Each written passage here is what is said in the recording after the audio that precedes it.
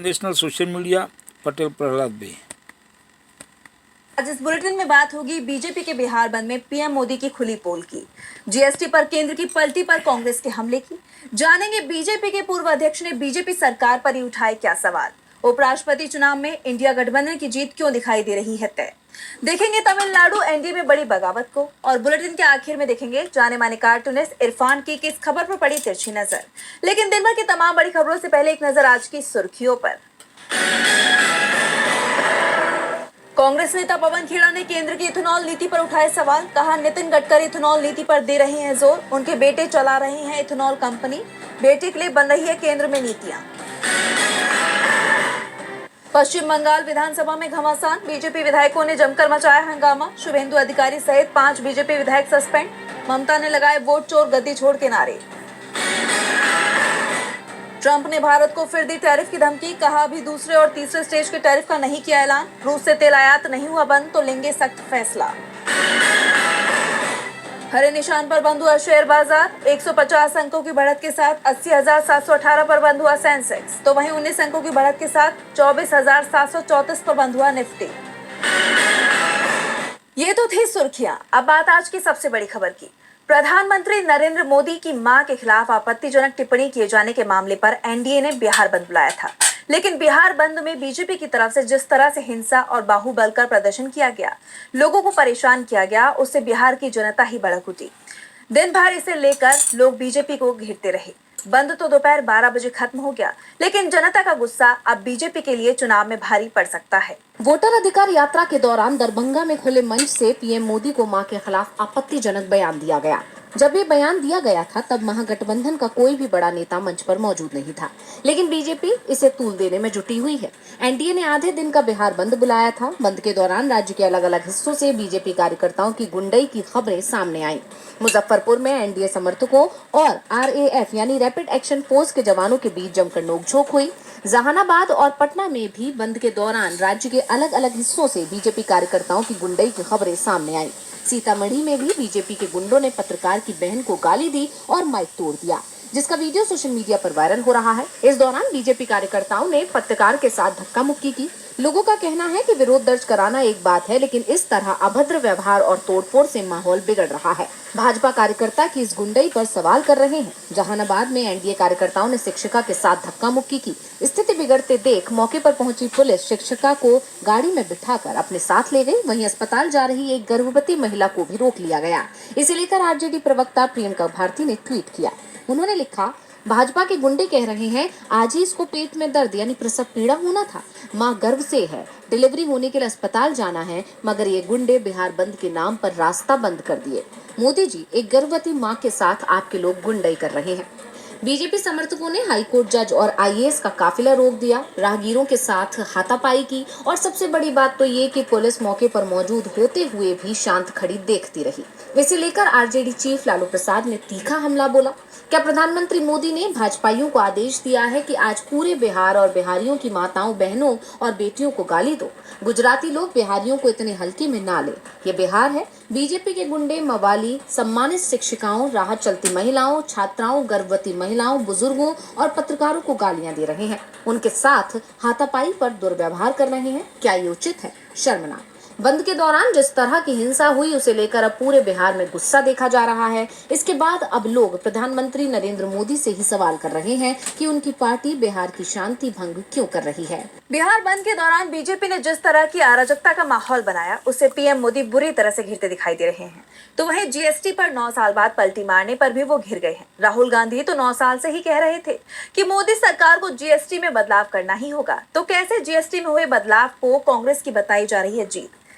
Are you getting less than 2,000? वित्त मंत्री निर्मला सीतारमण की अगुवाई में हुई जीएसटी काउंसिल की बैठक में 12 और 28% के टैक्स स्लैब को खत्म करने का जो फैसला लिया गया है, उससे राजनीतिक गलियारों में आरोप प्रत्यारोप का दौर शुरू हो गया है। मोदी सरकार इस फैसले को लेकर विपक्ष के निशाने पर आ गई है। फैसला सामने आते ही सोशल मीडिया पर राहुल गांधी के 2 पुराने ट्वीट्स वायरल हो गए। राहुल का एक ट्वीट 8 साल पुराना है और दूसरा 9 साल पुराना। 2017 में शेयर किए गए ट्वीट में लिखा था कि भारत को गब्बर सिंह टैक्स नहीं, सरल जीएसटी चाहिए। कांग्रेस और देश की जनता ने लड़कर कई वस्तुओं पर 28% टैक्स खत्म करवाया है। 18% कैप के साथ एक रेट के लिए हमारा संघर्ष जारी रहेगा।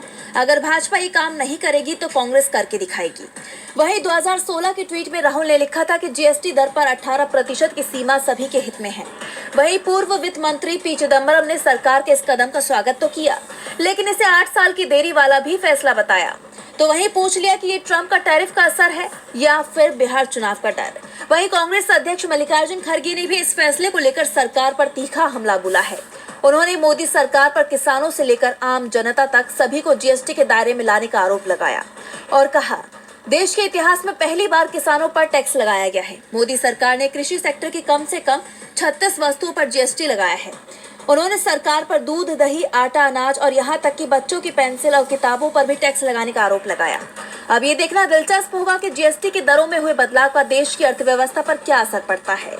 जीएसटी में बदलाव पर भी बीजेपी घिर रही है। तो बीजेपी के पूर्व राष्ट्रीय अध्यक्ष और पार्टी के मार्गदर्शक मंडल के सदस्य मुरली मनोहर जोशी ने भी केंद्र सरकार की नीतियों पर सवाल खड़े कर दिए हैं। निशाने पर सीधे सीधे पीएम मोदी ही दिखाई दे रहे हैं। वैसे भी पीएम मोदी के वाराणसी से सांसद बनने से पहले जोशी ही यहाँ का प्रतिनिधित्व कर रहे थे। तो सवाल क्या उठाए हैं मुरली मनोहर जोशी ने, देखिए इस रिपोर्ट में। मोदी सरकार के कामकाज और उसकी नीतियों पर विपक्ष तो सवाल खड़े करता ही है, लेकिन जब खुद बीजेपी के सीनियर नेता मोदी सरकार पर सवाल खड़े करने लग जाएं, तो ऐसे में बीजेपी दोनों तरफ से फंस जाती है। और ऐसा ही कुछ अब हुआ है। हाल ही में आरएसएस के कार्यक्रम में बीजेपी के पूर्व राष्ट्रीय अध्यक्ष और बीजेपी के मार्गदर्शक मंडल के सदस्य मुरली मनोहर जोशी ने देश की आर्थिक और सामाजिक स्थिति को लेकर गहरी चिंता जताई है। उनकी ये टिप्पणियां मोदी सरकार के लिए एक बड़े सवाल की तरह देखी जा रही हैं। उन्होंने विकास की मौजूदा दौर से हटकर डी ग्रोथ यानी विकास में कमी की अवधारणा का समर्थन किया, जिसमें सादगी और स्थानीय संसाधनों के संरक्षण पर जोर दिया जाता है। जोशी ने कहा कि सिर्फ आर्थिक विकास को ही राष्ट्रीय लक्ष्य मान लेना सही नहीं है। 2021 में देश की कुल संपत्ति का 65% हिस्सा सिर्फ 10% लोगों के पास था, जिससे आय में भारी असमानता का पता चलता है। इसके साथ ही उन्होंने भारत की प्रति व्यक्ति जीडीपी को भी काफी कम बताया और साथ ही सामाजिक संकटों पर भी चिंता जताई। उन्होंने आगे कहा कि देश में 1.58 करोड़ बच्चे नशे के शिकार हैं और दिल्ली की झुग्गियों में रहने वाले लगभग 1/3 बच्चे नशे और शराब में फंस चुके हैं। 2018 से 2022 के बीच खुद की जान लेने वालों की संख्या 1.34 लाख से बढ़कर 1.70 लाख हो गई है, जिसमें बड़ी संख्या में छात्र शामिल हैं। इस बैठक में आरएसएस प्रमुख मोहन भागवत भी मौजूद थे, जिन्होंने जोशी की बातों पर कहा कि जोशी जी ने सब कुछ कह दिया है। हालांकि बाद में दत्तात्रेय होसबाले ने स्पष्ट किया कि बैठक का मकसद सरकार की नीतियों की आलोचना करना नहीं था, लेकिन जोशी की टिप्पणियों ने सरकार की मौजूदा नीतियों पर सवाल जरूर खड़े कर दिए हैं। बीजेपी की नीति पर उसके ही दिग्गज नेता सवाल उठा रहे हैं, तो सवाल बीजेपी की रणनीति पर भी उठते दिखाई दे रहे हैं। उपराष्ट्रपति चुनाव में एनडीए उम्मीदवार कमजोर पड़ता दिखाई दे रहा है, तो वहीं इंडिया गठबंधन के उम्मीदवार बी सुदर्शन रेड्डी बिहार पहुंचे। निगाहें इस बात पर भी कि क्या नीतीश से मिलेंगे, तो किससे हुई रेड्डी की मुलाकात और क्या कुछ कहा उन्होंने, देखिए इस रिपोर्ट में। उपराष्ट्रपति चुनाव को लेकर कवायद तेज है। इसी सिलसिले में इंडिया गठबंधन के उम्मीदवार बी सुदर्शन रेड्डी पटना पहुंचे और एक प्रेस कॉन्फ्रेंस को संबोधित किया। इस दौरान उनके साथ आरजेडी नेता तेजस्वी यादव, कांग्रेस प्रदेश अध्यक्ष राजेश राम सहित कई प्रमुख नेता मौजूद रहे। इस मौके पर तेजस्वी यादव ने जस्टिस रेड्डी का समर्थन करते हुए कहा कि जस्टिस रेड्डी का किसी भी राजनीतिक दल से संबंध नहीं है और उन्हें सभी विपक्षी सांसदों का समर्थन मिलेगा। हमें उन पर पूरा भरोसा है कि वो संविधान और लोकतंत्र की रक्षा करेंगे और राज्यसभा को बेहतर ढंग से चलाएंगे। और हम सब लोगों का, पार्टी के जितने हमारे सांसद हैं, हमारा पूरा समर्थन जो है सुदर्शन साहब को मिलेगा और मुझे पूरा इन पर विश्वास है कि संविधान लोकतंत्र की रक्षा करेंगे और हाउस को भी बेहतर ढंग से चलाने का काम करेंगे। वहीं जस्टिस बी सुदर्शन रेड्डी ने इस मौके पर बोलते हुए खुद को राजनीतिक दलदल से बाहर बताते हुए कहा कि ये उनके लिए कोई राजनीतिक फैसला नहीं बल्कि एक यात्रा है। उन्होंने कहा कि आज मैं इस पवित्र भूमि पर आपसे आशीर्वाद लेने आया हूं। इंडिया गठबंधन 63% पॉपुलेशन को रिप्रेजेंट करती है। मेरी अरविंद केजरीवाल से भी मुलाकात हुई थी। उन्होंने कहा था कि मैं इंडिया गठबंधन में नहीं हूं, मगर मैं आपको समर्थन दूंगा। मैं किसी दल का आदमी नहीं हूं, मैं ये इलेक्शन जीत रहा हूं, इसमें कोई शक नहीं है। यानी देखा जाए तो विपक्ष के उम्मीदवार सुदर्शन रेड्डी फुल फॉर्म में नजर आ रहे हैं। हाल ही में उन्होंने सीपी राधाकृष्णन को डिबेट के लिए भी चैलेंज किया था और अब उन्होंने अपनी जीत का दावा भी कर दिया है। अब इन सब के बीच सभी की निगाहें 9 सितंबर की तारीख पर टिकी हैं, जिस दिन देश को नया उपराष्ट्रपति मिलेगा। रेड्डी को अपनी जीत का भरोसा दिखाई दे रहा है तो बीजेपी चुनाव से पहले ही कमजोर पड़ती दिखाई दे रही है। एनडीए बिखरता दिखाई दे रहा है। तमिलनाडु में 2 महीने में ही उसे दूसरा झटका लगा है। राज्य के एक प्रमुख दल ने एनडीए छोड़ने का ऐलान कर दिया है। तमिलनाडु में 6 महीने बाद ही चुनाव होने हैं। ऐसे में बीजेपी बड़े संकट में घिरती दिखाई दे रही है। दक्षिण भारत से एक बार फिर बीजेपी के लिए बुरी खबर आई है। अगले साल यानी 2026 की शुरुआत में तमिलनाडु में विधानसभा चुनाव होने हैं। बीजेपी सत्ता में आने के लिए नए गठबंधन बना रही है, लेकिन उसकी कोशिश कामयाब नहीं हो रही। उल्टा जो सहयोगी लंबे वक्त से बीजेपी के साथ है वो उसका साथ छोड़ रहे हैं। टीटीवी दिनाकरन की पार्टी अम्मा मक्कल मुनेत्र कड़गम यानी एएएमके ने बीजेपी के नेतृत्व वाले एनडीए गठबंधन से बाहर निकलने की घोषणा की है। एएमके वो दूसरी पार्टी है जिसने एनडीए का साथ छोड़ा है। इससे पहले एआईएडीएमके से निष्कासित ओ पन्नीर सेल्वम ने अपने दल को गठबंधन से बाहर कर दिया था और उनके इंडिया गठबंधन में शामिल होने के संकेत मिल रहे हैं। तमिलनाडु के सीएम एमके स्टालिन से वो 2 बार मुलाकात भी कर चुके हैं। इस बीच एएमएमके भी एनडीए से बाहर हो गई है। दिनाकरन ने मीडिया से कहा कि एएमएमके को कुछ लोगों के विश्वासघात के खिलाफ शुरू किया गया था। हमें विश्वास था कि वे बदल जाएंगे, लेकिन कुछ नहीं हुआ। कभी बीजेपी के समर्थक और सहयोगी रहे दिनाकरन ने कहा कि उनकी पार्टी पदाधिकारियों और कार्यकर्ताओं के साथ विचार के बाद दिसंबर में नए गठबंधन पर फैसला लेगी। पीएमके के संगठनात्मक नेता रामदास और नेता अंबुमणि के बीच टकराव के चलते ये स्पष्ट नहीं है कि पार्टी भाजपा के नेतृत्व वाले एनडीए गठबंधन में रहेगी या नहीं। डीएमडीके भी इसी स्थिति में है। तमिलनाडु में एनडीए कमजोर हो रहा है। 2026 में तमिलनाडु के साथ पश्चिम बंगाल में भी विधानसभा चुनाव होंगे और यहाँ बीजेपी को बड़े झटके मिल रही हैं। विधानसभा चुनाव से पहले बीजेपी का कोर वोट कांग्रेस की तरफ जाता दिखाई दे रहा है और इसके पीछे एसआईआर को बड़ा कारण माना जा रहा है। राज्य के मतुआ समुदाय ने राहुल गांधी से मदद मांगी है। तो क्या है पूरी खबर, जानने के लिए देखिए ये रिपोर्ट। बिहार के बाद अब पश्चिम बंगाल में भी चुनाव आयोग की तरफ से एसआईआर की प्रक्रिया शुरू कर दी गई है, लेकिन चुनाव आयोग की कोशिश के चलते बीजेपी बड़े संकट में फंस गई है, क्योंकि इससे बड़ी संख्या में यहाँ रहने वाले मतुआ समुदाय पर संकट छा गया है। उन्हें डर लग रहा है कि कहीं उनका वोट देने का अधिकार ही ना छीन लिया जाए, क्योंकि उनकी नागरिकता को लेकर लगातार सवाल उठते रहे हैं और अब मतुआ समुदाय की तरफ से राहुल गांधी से मदद मांगी गई है। कांग्रेस नेता अधीर रंजन चौधरी ने कहा कि मतुआ समुदाय के लोग उनसे मिले और उन्होंने केंद्र और राज्य सरकार के खिलाफ नाराजगी जताई। मतुआ समुदाय के 24 सदस्यीय प्रतिनिधिमंडल ने राहुल गांधी से बिहार में सारण जिले के एकमा में मुलाकात की। इस मुलाकात के दौरान मतुआ समुदाय के प्रतिनिधिमंडल के हाथों में एक बैनर था जिस पर लिखा था, राहुल दादा कम टू बंगाल।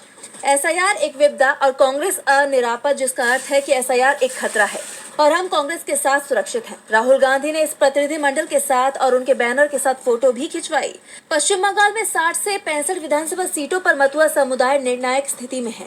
खासतौर पर उत्तर बंगाल में इनका दबदबा है। बात अगर मतुआ समुदाय की करें तो ये समुदाय 1947 में देश के विभाजन के समय बांग्लादेश से पश्चिम बंगाल में आया था और जब 1971 के दौरान पाकिस्तान के साथ जंग हुई और बांग्लादेश बना तो दूसरी लहर में बड़ी संख्या में ये लोग पश्चिम बंगाल में आकर बस गए। अब अगर ये समुदाय कांग्रेस के साथ जाता है तो बीजेपी की मुश्किलें बढ़ सकती हैं। तमिलनाडु हो या बंगाल, बीजेपी की मुसीबत बढ़ रही है तो महाराष्ट्र में भी एक नई मुसीबत सामने आ गई है। मनोज जरांगे के आंदोलन के बाद राज्य की फडणवीस सरकार ने मराठाओं को ओबीसी का दर्जा देने का ऐलान कर दिया, लेकिन इससे राज्य के ओबीसी समुदाय नाराज हो गए। अब पूरे राज्य में ओबीसी आंदोलन शुरू हो गया है। तो कैसे मुसीबत में घिरती जा रही है फडणवीस सरकार।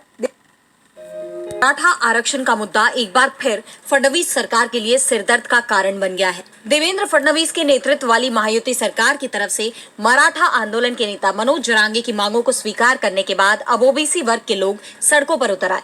सरकार के इस कदम को ओबीसी समाज अपने हक पर हमला मान रहा है, जिससे फडणवीस सरकार की मुश्किलें बढ़ गई हैं।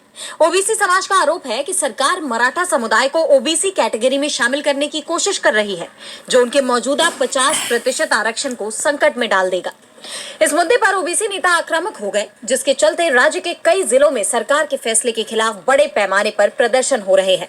प्रदर्शनकारियों ने सरकार के जारी किए गए आदेश की प्रतियां फाड़कर और जलाकर अपना विरोध जताया। गोंदिया, बीड और जालना जैसे जिलों में उग्र प्रदर्शन देखे गए।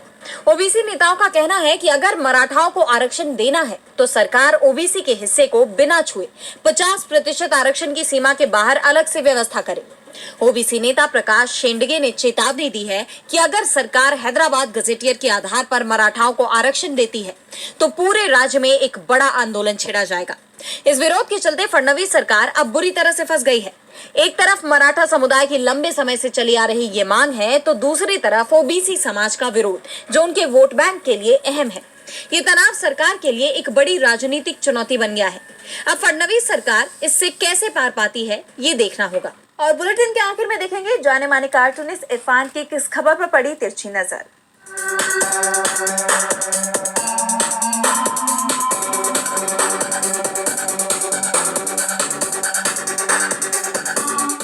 प्रशांत किशोर जो 2014 में प्रधानमंत्री नरेंद्र मोदी की चुनावी साज सज्जा के लिए आए थे, वो अब उन्हीं के बाराती हो गए हैं। अब वो खुलकर उनका साथ दे रहे हैं, कह रहे हैं कि तेजस्वी यादव पढ़ाई में फिसड्डी थे। तो भाई जितने भी उन्होंने पढ़ाई लिखाई की है, लेकिन कम से कम फर्जी डिग्री तो नहीं है उनके पास।